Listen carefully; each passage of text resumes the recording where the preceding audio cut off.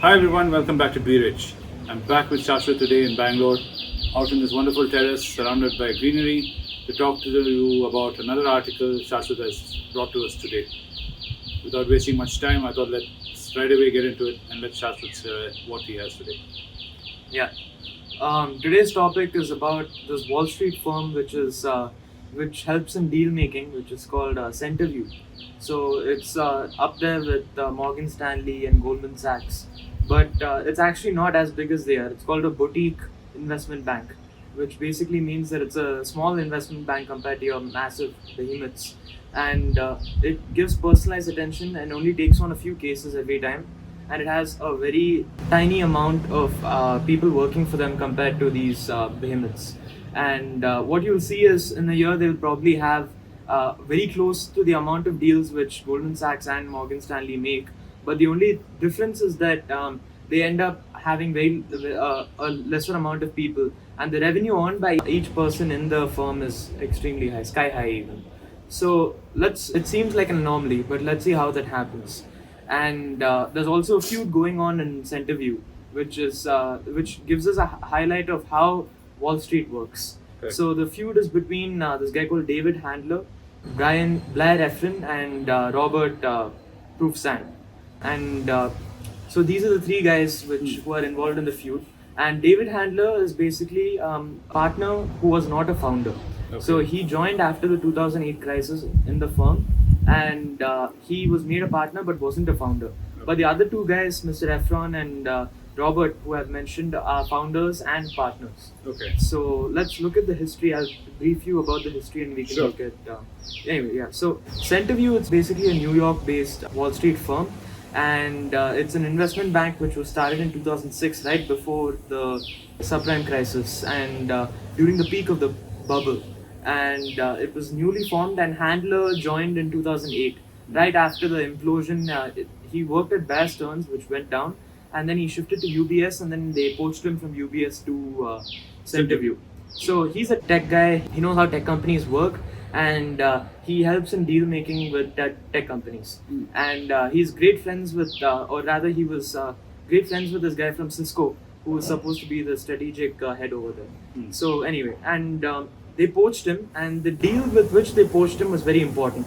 So they basically told him, we'll give you deep sharing in terms of the revenue and profits of the firm, and not only that, but we'll also make you a partner in the firm. So it was a very lucrative deal at the time because they were a new firm and they wanted to poach big guys to bring in clients. And this was a tech guy, and they wanted to get into the tech realm.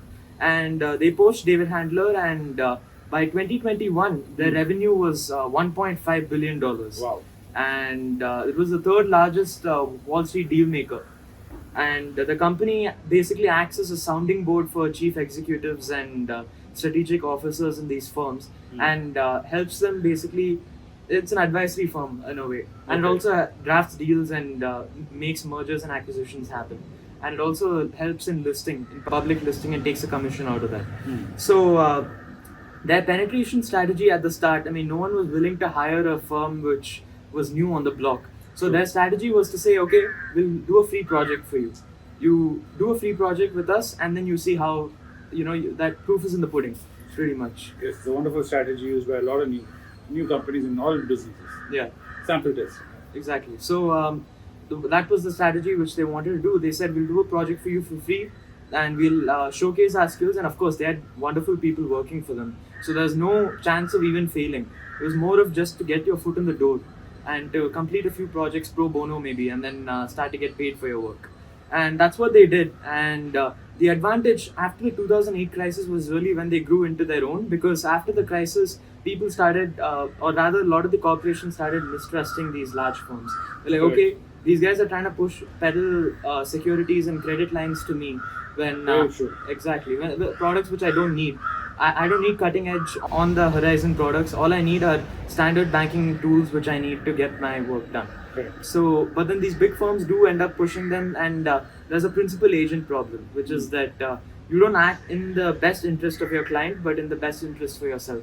True. Which so this is why a boutique banker comes in clutch, because he basically says, no, I'll give you as much personalized attention as you need, and plus I'm not even capable of pushing those products onto you because we don't even market them. Yes. So there's no even chance of me giving that product to you because we don't even do them. All we're offering is your standard services for advisory, counseling, and also to facilitate mergers and acquisitions, Correct. which is You what get what you sign up for. you get what you sign up for, and that's they benefited a lot from that, and they also benefited from 2008 because they were able to bring on people from other firms because other firms were imploding within themselves because they overhired. There's too many people and there's a lot of panic and they were laying off a lot of people with the subprime crisis. And these guys were in a great position to pick up these guys for dirt cheap and say, you know what, you come work for us. Correct. And you bring up all your clients with me because that's how it works in the investment banking world. And plus also job security. Job security, and that's how it works in the investment banking world because each investment banker has close ties with your corporates. So Yes. that guy jumps, he takes all the clients with him. Very true. So that was what they wanted to sort of work Bank on, yes. Bank on. And in 2009, they hired 3 guys from Merrill Lynch for. So these guys were healthcare deal makers, and they hired these 3 guys. Their names were Alan Hartman, Mark Robinson, and Richard Gerling. So coming back to where The guys in the Merrill Lynch. Yeah, Merrill Lynch. So you had those 3 guys who they poached pretty much, and they are healthcare deal makers, and they brought on huge firms like Pfizer and your other huge Pharma companies. US pharmaceutical companies. And US pharmaceutical companies are notorious for having high profit margins and price gouging. Yes. So these are firms, although unethical, but they pay a lot. Yes, So very true. So they're your cash cows, which they were able to bring in. And finally, there's also Eric Tokat, who's basically your biochemical and your biotech companies, which were new startups in 2009, 2010. This guy, Eric Tokat, was able to bring them in onto the scene, and he was a specialist in selling them because the startups, they want to be bought by other larger companies. Very and true. one of the landmark deals was Kite Pharmaceuticals, which was sold to Gillette Sciences for a few $1 billion. Wow. So that was something which Centerview spearheaded through Eric Tokat. Okay. And between 2014 and 16, this firm had charged a median of $30 million for advisory fees per deal. And that was ahead of Morgan Stanley, Goldman Sachs, and all your other big Wall Street firms. True. So for a small firm to be able to charge so much, there's definitely something happening there. And after this, Handler also was extremely successful. He brought on a lot of tech firms, and he also started an office in Palo Alto, where he headed the office. And after the COVID-19 this thing in 2021, their relationship sort of broke down because in 2013, I told you about the profit sharing deal, right? Yes. They had a huge problem with that because the firm was increasing in size and they weren't so comfortable with sharing so much of the revenue with David Handler anymore. Okay. And what they ended up doing was they were trying to renegotiate a deal. And in 2013, David Handler claims that they renegotiated a deal where they promised 7% of equity in the firm in return for David Handler not siphoning off a large portion of the funds in terms of revenue. So that was a deal which they never signed apparently, but it was tacitly agreed upon when. The thing with a lot of these Wall Street firms, again, which this gives us an idea of, is that they don't officially sign on many documents. They sort of just put it in place and tacitly agree on it. Yes. And that's sort of the problem here. Just on principle. Your word. Exactly. And it's a privately held firm, so there was an even greater this thing of collusion where you don't want to put it in writing or something because you just trust the other guy. Correct. So, and that being said, it's still debated upon, and it's a lawsuit now. But basically, the agreement was take 7% of equity, take a lesser chunk of my revenue, and that was what was tacitly agreed upon. And David Handler claims that over the past 7 years or so, since 2013, that deal was put in place where he took home less, and but then he hasn't been given that 7% promised equity. So he's been waiting for 7 years and they still haven't given it to him. That's the interesting part. He's only brought it up now. Exactly. Yeah. So there's clearly something fishy which is going on. And now what Centerview is saying is that, even if we were supposed to give you that equity and there was an oral agreement, it also means that because we're a private firm, we can purchase it from you at a nominal price. Very true. And even then, you still have nothing against us because then you can just settle you for some amount of money and goodbye. Right. And David Handler did leave. because he knew that there was no future for him at the firm, and He done things sour. yeah, and he started his own advisory company, Title Partners, and he poached a bunch of guys from Centerview, and he took about 15, 16 guys from Centerview, and he took a lot of the top line guys as well, and he started his own firm. But so the idea here is that whether David Handler is owed any amount in terms of equity or compensation regarding that, and whether he has to be paid whatever profit sharing which was agreed upon, which he believes he wasn't paid over the past 7 years or so. We don't really know what's happening because it's a privately listed company and it's completely insider information. We have no idea. The law is very simple. Yeah. If you don't have it in writing, you have nothing. There is a provision for oral agreements. Yeah, but it's very hard to prove it. Yes. You got to prove it. Yeah. So to prove something like that orally without proof is very hard to stick to. Yeah. Well, I can say orally I said something else too. Yeah. Unless you have proof. And it sounds like this guy David Handler doesn't have proof. Yeah, not but the thing is, he has one trump card, which if it is true what he's claiming, then that trump card could be used, which is that how much he was paid, compensation is public information in the sense that he can look at it and he can say, you know what, look at the revenue, look at the percentage that has been paid before, and now look at over the past 5 years or so, after the theoretical agreement was in place, look at how much I've been paid, and he can also say that there are records of us meeting to negotiate a new deal, although nothing can be proven as to what went on in the private boardroom. But as a lawyer, you can argue differently also. That you agree to take a revenue cut because of some other reason, extra reason, your performance, or that you did not do the deal 100%. There could be lots of ways you can work around it as a lawyer. Yeah. Unless he's got proof that they did say, orally it was said, like, I don't know, minutes of a meeting or something. But it's very tough to prove it. So, I mean, I wanted to know, what do you think is the future for David Handler and his firm? And David Handler is no problem. He's made his chunk of money. Yeah. Yes, it's more of an ego bruising than anything else. Yeah. And he's gone on to successfully start Title Partners. Yes. And that is also doing very well. Yeah. So he's got his clients. He's poached his people from Centerview, like how he was poached from UBS. Yes. So this is more like an ego. He wants to stick it back to the guy who poked him in the eye. He wants to poke him back. Yeah. So even this oral agreement and all this lawsuit is just frivolous. It's just one ego versing another ego. He's got the money to do this legally. That guy's got money to defend himself legally. So we'll go to court. Yeah. Then we'll run into appeals. Finally, it will be settled out of court. Yeah. Who will make all the money out of this? The lawyers. Yeah. Both law firms which are representing will make a sweet deal out of this. Right. End of the day, maybe the one guy will apologize to the other guy and shake hands. Once the egos are cooled off. Yeah. That could take some time. And another point was a larger point regarding firms like Centerview, which are boutique investment bankers. The problem with Centerview is that it's grown too much for it to inhabit the space it was inhabiting before. That is, it's outgrown its small pond. But now it's a small fish in a big pond. It's too small to be able to do what... You mean a big fish in a small pond? It was a big fish, now it's too big of a fish in the small pond. And now it's too small for the big pond. So it's sort of in this middle phase where... Yes. It's not big enough, like a Ramu lad, famous Ramu lad. You're not too big for this, you're not too small for that. Yeah. You're just like Ramu chocolate. They're in a fix, yes. Yeah. But my whole question with this kind of boutique banking is transparency. Yes. It's not very transparent. It's not very transparent. And you do not know what's really happening.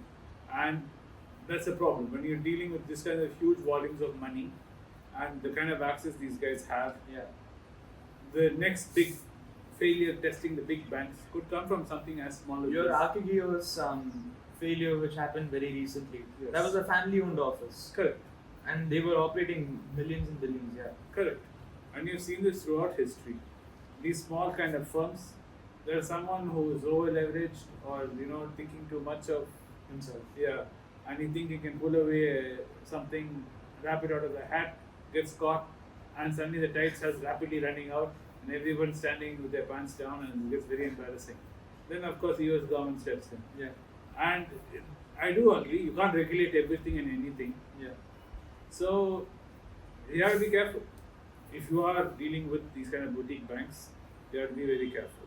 And they're very famously, they're all over Europe, these kind of small boutique banks. private banks manage money for the wealthy. Yeah. They take care of the money for the wealthy, and they are very selective in their clients. And you have to have a certain bank balance to even for them to Consider you. or even entertain you, even look at you. Yeah. If you can't even show them that bank balance, you won't even bother calling you. Yeah. So I do understand it, and it's also ego for the customers from their point of view to say I'm in a private boutique bank. Yeah. I don't go to Citibank, I don't go to JP Morgan. My money is handled by this private bank. Yeah. And he handles the money for the King of Saudi or something like that. To throw that around is of value for people's ego. So that's why these guys get away with a lot of things. So, but this is enlightening. The amount of what they call animosity and what they call internal feud that can happen within a bank of this small magnitude is quite telling. So you can imagine what happens in a boardroom level on a big bank like JP Morgan or a Citibank. What is happening inside that, you can imagine. And sometimes big bank failures could be just because some guy wants to stick it to the manager who gave him a tough time. He said, let's burn the whole house down. You're throwing me out? Sure.